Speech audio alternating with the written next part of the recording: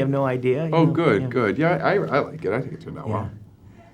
And I'm not usually a big fan of period pieces, but you don't really say that, but yeah, for this the is time. different than period, because it's not. It doesn't have that important, all right, sit down and watch your movie kind of Yeah, feel. yeah, It's it's like funny and light and. Yeah, definitely. And it also felt like a play, like I was watching a play at times. It just had the transition. I kept expecting the curtain to close and open back up and so forth. But what an amazing sets they had too. Yeah. I was like the coolest bachelor pad ever in the You've got apartment. this great like golden apartment. I know, and I understand. understand. Fascist beauty salon. And I understand that's like one of the few sets. Everything else was, that they actually. Yeah, that was the only set there. Everywhere else was location. Yeah. Everything. Now, we got to talk about Michael.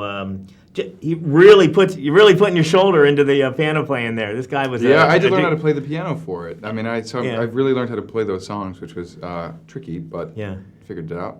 Yeah, he looks like it's like a juke like an old, I forget the name of the people that you just see him in there bouncing around and in the old footage and so forth. And who knew you could sing too? That was it was a surprise. That was fun. And especially the first thing is because ever since that guy from House has been around, you never know if somebody really has an accent or because when they're on TV or not. But first you're pulling off an accent and then you're singing and I'm like didn't see that one coming. I know it's a lot of balls to keep up in the air. But one of the things I loved about playing the characters that the only thing Michael's got to do is really be in love with Alicia. So I got to kind of play that, which was not hard to act though. You know what I mean? No, you just kind of got to open your heart to it, and Exactly. she's so easy to love. I mean, Amy Adams is. She's great. Yeah. She can do no wrong, and she comes onto set every day to having a good time and inspiring to everyone in the room. The song "If I Didn't Care," when you guys were singing it, I kept thinking about it because it was so emotional. It's almost like you're not singing. I mean, you are singing, but I guess I can't express myself, which is bad, I guess, for a critic. But it's almost like there's crying going on in the song. Like when she's singing, and it's like it's a very painful song to sing for both characters. Yeah, it is. But it means so much. Yeah. There's so much at stake. He's about to go to America. She's going to stay behind and maybe make the biggest mistake of her life. There's a lot going on. Now we recorded that song at Abbey Road. Oh, that had been a joy in itself. Yeah, really fun. Really cool. But when you're doing that though, I mean, are you like in the same room? I mean, because there's so much emotion going on in that. How did you? Well, when we recorded it, we had booths right next door to each other, right. And we had a window, so I got to watch her do it, and I mean. You had to be nervous. I mean, just walking into that studio, you had to be nervous. Yeah, I was a little bit like, all right, kids. Yeah.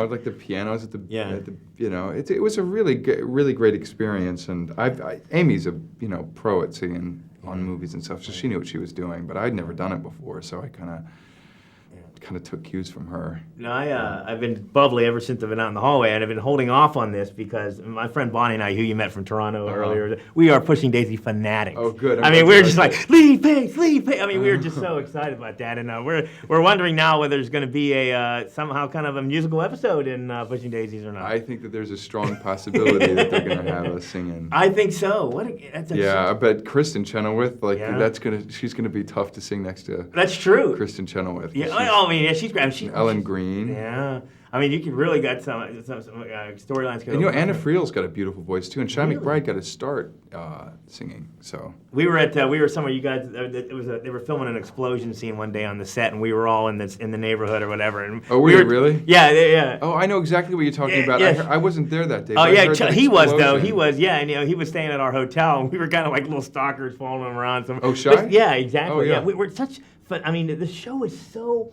I just love like the narrated storyline of it. It just has this magical, and I don't know how it's doing. I don't, I know it just picked up, so it has to be doing well. Yeah, it's doing really well. Yeah, we've got really great numbers. It's people are watching it. I like doing that show because a lot for the reason I like doing Miss Pettigrew is that it's just kind-hearted. Yeah. It's like a good thing to put out. Do you get a response from people like me and Bonnie? I mean, did you see that a lot? Oh yeah, people. Yeah. And what really it's really helpful to us making the show because there's no real formula for how to make a show like Pushing Daisies. There's no kind of Law and Order, kind of A, B, C equals.